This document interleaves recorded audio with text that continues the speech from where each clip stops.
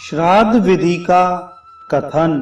सूत जी कहते हैं, सभी पितरों के निमित्त चांदी का अथवा चांदी मिश्रित अन्य धातु का भी पात्र आदि स्वधा का उच्चारण करके ब्राह्मण को दान कर दिया जाए तो वह सर्वदा पितरों को प्रसन्न करता है। श्राद्ध कर्ता को चाहिए कि श्राद्ध काल में प्रथमतः अग्नि, सोम और यम का तर्पण करके उन्हें तृप्त करे और पितरों के उद्देश्य से दिया गया अन्न आदि अग्नि में छोड़ दे। अग्नि के अभाव में ब्राह्मण के हाथ पर जल में, अजाकर्ण पर, अश्वकर्ण पर, गौशाला में अथवा जल के निकट डाल दे। पितरों का स्थान आकाश बतलाया जाता है। उनके लिए दक्षिण दिशा विशेष रूप से प्रशस्त मानी गई है।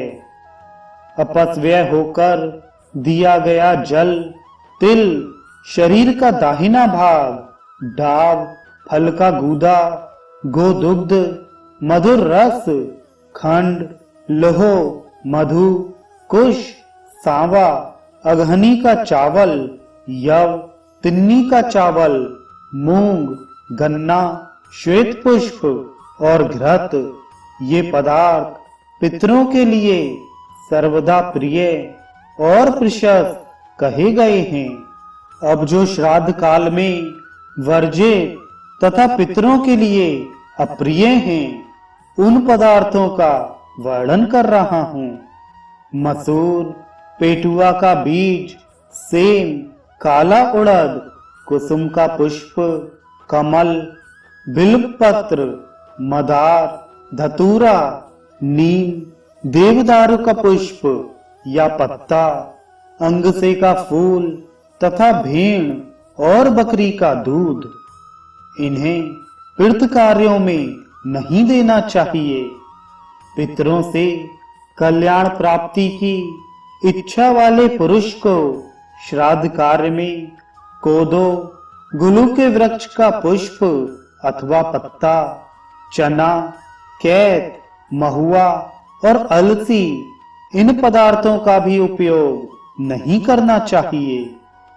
जो भक्ति पूर्वक श्राद्ध आदि द्वारा पितरों को प्रसन्न करता है, उसे पितर भी बदले में हर्षित कर देते हैं।